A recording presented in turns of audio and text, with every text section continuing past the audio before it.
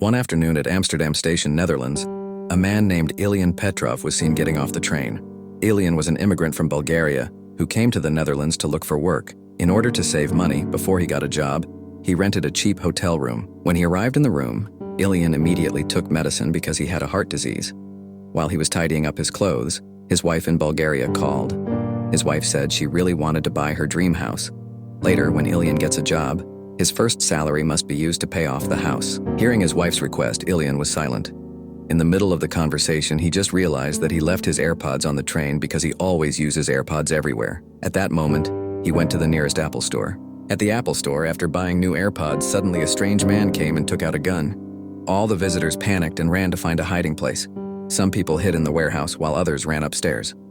The person continued to threaten and shoot his gun to give a warning. At this point, it turned out that the Apple Store had been hijacked. When the visitors fled, Ilyan just stood still like a statue. It turned out his heart disease was acting up, he was short of breath and had a panic attack. Outside, seeing many people running, 2 patrol police rushed to secure the entire area. Not only Ilyan, there were some visitors who were still trapped inside. 40 people hid upstairs, and 4 people hid in the warehouse on the first floor. While Ilyan, who was alone, was told to lie down, tied up, and held hostage.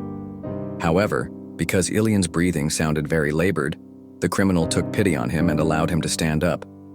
From across the shop, when they saw Ilyan being held hostage, 2 patrol police immediately contacted the central police station. After receiving the report, the operator immediately contacted all special teams, from the military, bomb disposal, to anti-terrorist forces, to immediately go to the scene and carry out a hostage rescue operation, while prioritizing the safety of all parties involved. In the shop, the hostage taker brought and showed Ilyan to the 2 police officers across the street. He also showed the bomb, made warning shots, and shouted, "Don't you dare mess around." After bluffing, he called the police station. Without further ado, he said he wanted to talk to the negotiator. The phone was hung up. The warehouse, one of the 4 men named Mingus, also called the police station. The operator tried to calm him down and said, "Don't worry. The police are now trying to arrest the hostage taker. Don't get caught. As long as the hostage takers don't know there's anyone in the warehouse, they're safe." Hearing that, Mingus understood. A few minutes later, another police officer arrived. Since this case was going to be taken over by a special team, the 2 patrol officers retreated and handed over the task to a special team that was better trained to handle the hostage situation. This special team then began to surround and secure the area around the store to prevent the situation from getting worse. Ja, dat klikt. Kom. At the office, when the new police chief arrived, the operator reported that the hostage taker wanted to speak to a negotiator. The police chief then ordered to call the 3 best negotiators in the country. Shortly after, the special forces arrived at the scene and immediately formed a formation. They carefully positioned themselves around the shop, ready to intervene if the situation required it. Meanwhile, the negotiators who had arrived at the headquarters immediately contacted the hostage taker to begin the negotiation process. One of the negotiators, named Lynn, called the hostage taker. At the shop, Ilyan asked permission to take some medicine first because he had a heart condition and had to take his medicine on time. Out of pity, the hostage taker helped him drink his medicine first. Then he called Lynn back.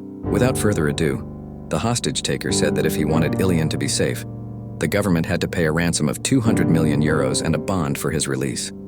If he refused, he would blow up Ilyan in this place. The phone call was hung up. Ilyan then tried to chat. He asked how much ransom was asked for earlier. Emotionally, the hostage taker replied, "A lot. He is fed up with the government's behavior that only focuses on politics, and the poor are only considered a burden. In fact, they are the real burden. He wants revenge." Seeing the hostage taker's anger, Ilyan looked scared. In order for his demands to be quickly granted, the hostage taker took a selfie with Ilyan while showing his bomb vest and sent the photo to the police email. At the office, when he saw his email, the police chief was shocked. He then contacted the commander. When the commander asked the bomb squad if the bomb in the photo was real, based on the analysis, it was most likely fake. But don't be reckless. If the bomb in the vest is fake, there could be a real bomb in the bag. Hearing that, the police chief asked the commander to be careful. At the warehouse, Mingus received a call from a police officer named Mark. Mark said he was monitoring the situation of the store from outside and asked, "How are things inside?" Mingus explained that the music and lights in the store had been set to turn off every night at 9 p.m. when the store closed. If there were still people in at 9 p.m., they would be considered thieves and the alarm would automatically go off. It was now 8:58 p.m. Mark panicked. When he heard Mark's report, Lynn immediately called the hostage taker. He said that at exactly 9 p.m. the lights and music in the store would go off, and the alarm would also go off because there were still people in the store. Please don't panic, it was just a store setting, not because of the police. Trust me, the police won't mess around. Now the police are asking Apple to turn the lights back on. After being told to be on guard, the hostage taker took Ilian to the front door while holding a gun to his head so that the special forces would not dare to do anything. At exactly 9 uur, the lights went out. Gewoon kalm blijven, er gaat niets gebeuren. Then the lights and music came back on. But because the alarm didn't sound, the hostage taker thought Lynn was lying and turned off his phone. At the office, the operator said that he had just contacted Apple. Apple had changed the settings. They also provided access to the CCTV cameras in the store. After the CCTV could be accessed, Lynn tried to contact the hostage taker so that he could regain his trust. After a few minutes of chatting, the hostage taker began to calm down. Finally, he was willing to tell his name, Amar. Amar said that if his demands were granted, he would be taken to the airport in a luxury car. In another room, the operator told the police chief that one of the people hiding upstairs had made a status on social media about his current situation. The police chief panicked. If Amar found out, they would all be caught. The police chief asked the commander to speed up the evacuation. Because Apple had not yet sent the store plan, Mark asked Mingus, "Is there a way to the top floor?" Mingus replied, "There is through the emergency stairs of the store next door." After Mingus described the plan, the special forces immediately moved. To divert attention, the police chief told Lynn to continue talking to Amar so that Amar would remain busy and not suspect the evacuation plan being prepared by the special team. Lynn continued to try to maintain communication with Amar. Meanwhile, behind the scenes, the special team continued to move to evacuate other hostages and prepare the next steps to resolve the hostage situation. In the middle of the evacuation, the operator tried to find information about Amar from the police database. According to police records, Amar was a bus driver with a mental disorder. The police chief fell silent and said, "It turns out that all of this was because his mental disorder had relapsed. But this was even more dangerous. Amar couldn't think clearly and could act recklessly. On the other hand, the special forces were still trying to evacuate the upper floors.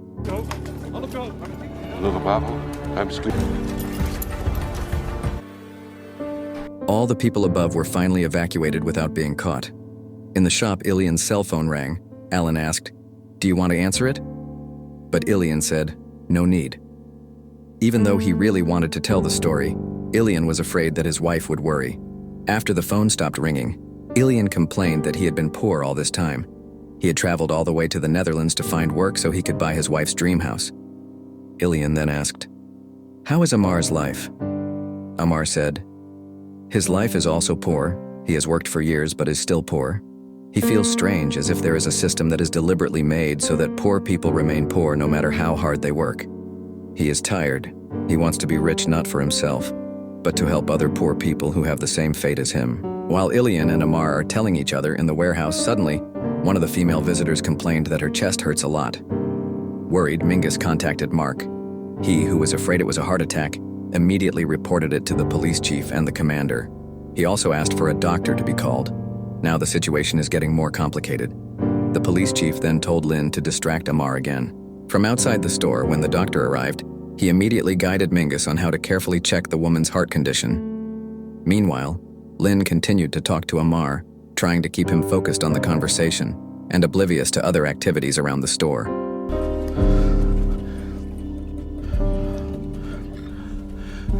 Ja, het is niet zo hard. Om er zorgen over te maken. Pure angst. Slowly, the female customer's condition began to improve. Everyone was relieved. But while monitoring, one of the snipers accidentally turned on the laser light at Amar. Amar was shocked. He felt lied to. He then pointed a gun at Ilian while angrily saying that he didn't want to talk to Lynn anymore. He wanted to change negotiators. The phone was hung up. At the office, they had no choice but to comply with Amar's request. Lynn's colleague took turns calling. Unfortunately, instead of calming him down, he made Amar even angrier. Because he was afraid that Amar would do something reckless, Lynn told his colleague to say, The government is currently preparing the ransom money according to Amar's request. Please give me some time. Oh yeah. What car do you want to take Amar to the airport in? Amar replied. A limousine. Okay, I'll tell the government later. After the call, Ilian said he was thirsty. Amar offered him a canned drink, but Ilian couldn't drink bottled drinks. The doctor only allowed him to drink water. Reluctantly, Amar called Lynn's colleague and asked for water to be brought to the front of the shop.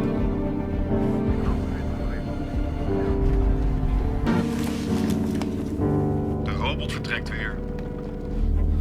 After the water was put down, Amar and Ilian walked slowly to get it. Amar held the rope in his left hand and the gun in his right hand. In front of the shop door, when Amar wanted to get water and put his gun down, seeing an opportunity, Ilian immediately ran away. Liggen, nu!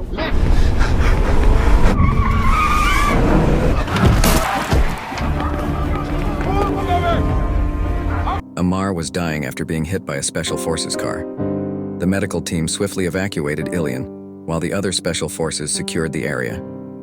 The bomb disposal team also checked Amar's condition. After the situation was declared safe, Mingus and 3 visitors in the warehouse were evacuated.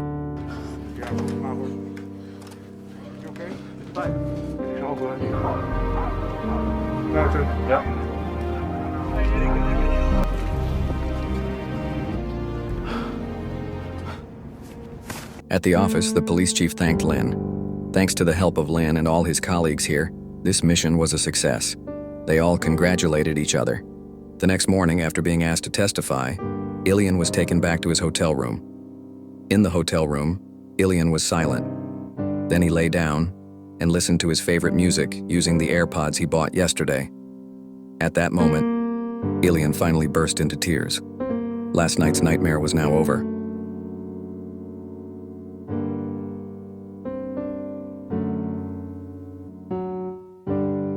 Don't forget to like and subscribe to the Amri Film channel so you don't miss the next movie recaps.